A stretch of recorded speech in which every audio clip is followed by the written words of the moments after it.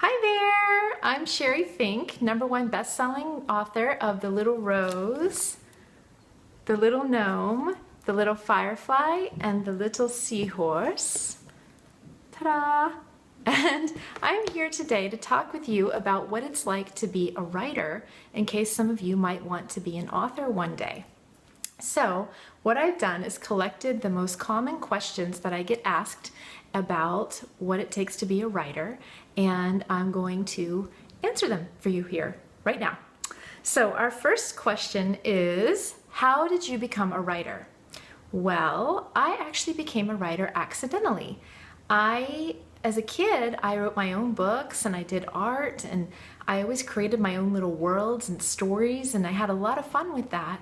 But it wasn't something that I thought I could do, for a living. So I worked really hard in school and I did well, and I ended up going to college and I got my master's degree and got a job in the corporate world and did well there for a long time. And then I was inspired by a life circumstance that happened to me.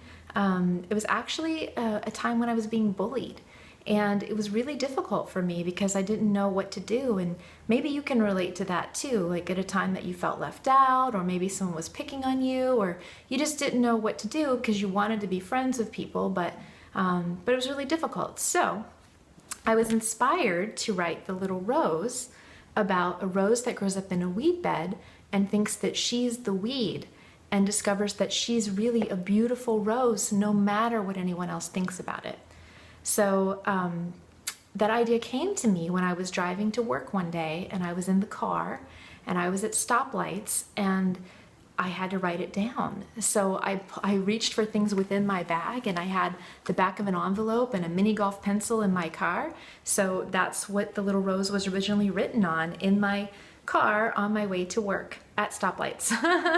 So yeah, and then once I wrote it, I didn't know it was a children's book. I actually didn't know it was any kind of book.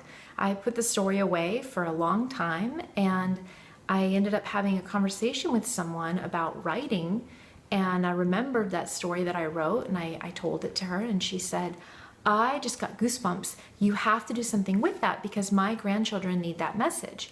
And that's when the light bulb went off above my head, and I thought, well, maybe it's a children's book. So then I started asking everyone, who do you know who's written a book? Who do you know who's a best-selling author? Who do you know who illustrates books? And I got a lot of leads, and I talked to each of the people, and I hired the illustrator. The woman who does the art for my books is Mary Erickson Washam, and she's amazing. And so I just kept moving forward, and 6 months later, I published the first book, The Little Rose, and then within 2 weeks, it became a #1 bestseller on Amazon, and it changed my whole life. And I'm so grateful that I had the courage to not only write the story, but then to pull it out of the drawer after years of it just languishing there, and to bring it out into the world to help inspire others. So that is how I accidentally became an author. Let's see, the next question is, what inspires your books? Well, my books are mostly inspired by life experiences. It's typically something that's happened to me, or a feeling that I've had. Like The Little Seahorse, for example, is about overcoming shyness. He's a bashful little seahorse who has to speak up and ask for help in order to bring a gift home for his mother.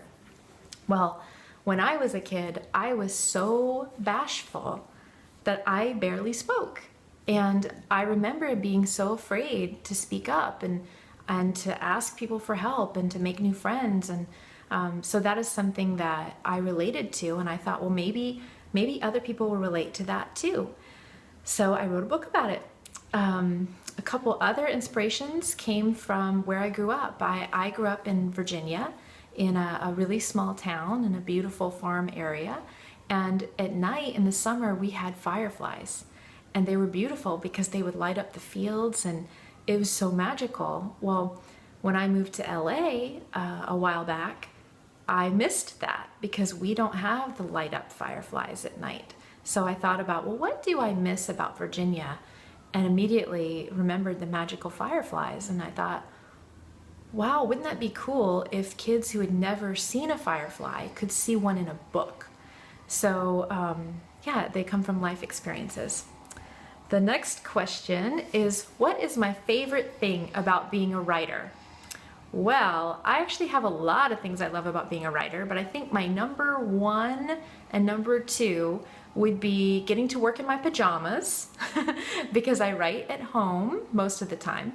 So you can write at any time of day or night, and you can wear whatever you want, which is fun when you have fun pajamas.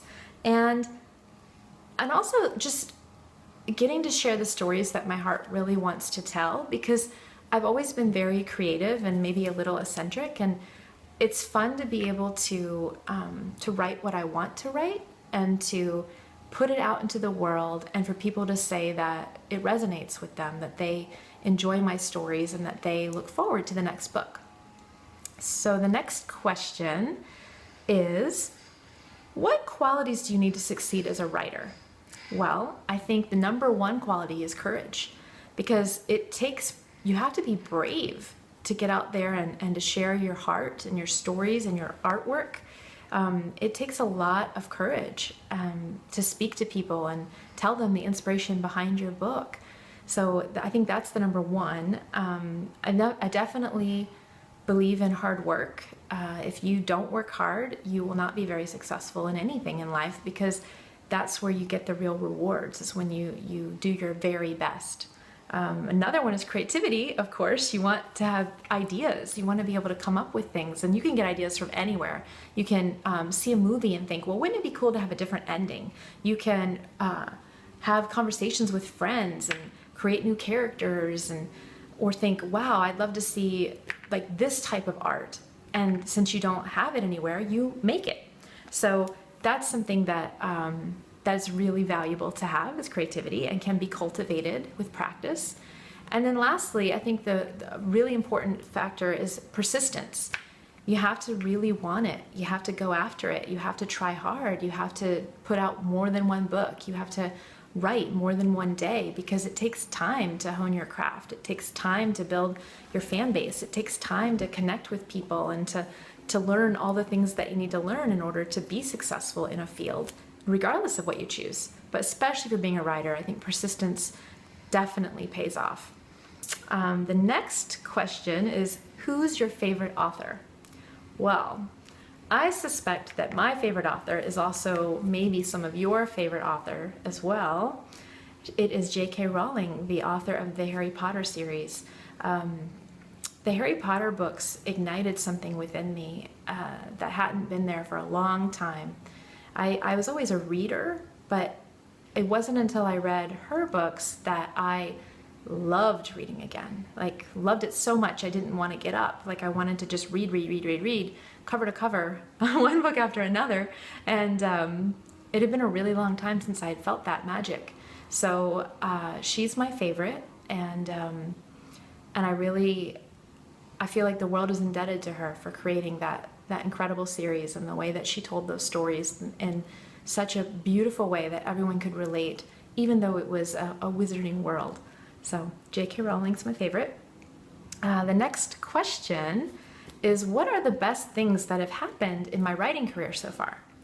So there's a couple of really big milestones that I could share with you. One is just feeling my book in my hands for the first time. Like, if you can imagine all the work that goes into creating your book, and writing it and editing it and getting the art together and getting it printed, and all of the marketing that's involved, and then to open a box of your book for the very first time, to hold it in your hands, to see your picture and your name on the back of the book, there's like no other feeling like it in the world. You just cry tears of joy, because it's finally there. Something you had in your brain and in your heart is in your hands and can affect other people. So that is like the number one best moment. Other ones would include winning some gold medals for my books, and getting to go to Miami and to other places and receive those medals. That's always a huge honor. I love getting fan mail, And it's something that I never thought about when I published the first book. I didn't ever consider that someone would take the time to write to me, but now it's something that I love to receive, and it means the world to you when someone takes the time to say that your work matters. Let's see. When it went #1 internationally, the first book, that was incredible. That was a really proud moment to call my mom and say, "Mom, oh my gosh, you won't believe this." So that was fun. And then I'd say getting to meet a lot of cool people like yourselves. It's really fun to get to go and speak to different groups and to get invited to fun events. Like I got to go to the MTV Movie Awards and the Emmys and the People's Choice Awards, and it's just really fun to meet people and do awesome things. So I love that. And then our last question is, what is my best advice for aspiring writers? And I have a few things for you here that I've learned from my experience. #1 is write. If you want to be an author, you must write. You just write as often as you feel is right for you. Some people write every day, some people write as the inspiration hits them. I find a combination in there somewhere like is right for me. I'm writing a novel right now for the first time, and I'm finding that I have to create a couple blocks of hours at a time to actually tell that story. So that's what's working for me, is a couple days a week, creating like 3 to 4 hours to write. And if you don't have 3 or 4 hours, that's okay. Just write the amount of time that you have. And then save everything, because you don't know what you have sitting in a drawer that could change people's lives. So keep it. Let's see. Another idea is to write from your heart. Don't write what you think other people want to read. Write the story that you want to tell, because those are the stories that make you feel so good to get them out there. They're also the ones that take more courage, because you're writing from a very a sacred place. So write what you're inspired to write and have fun with it.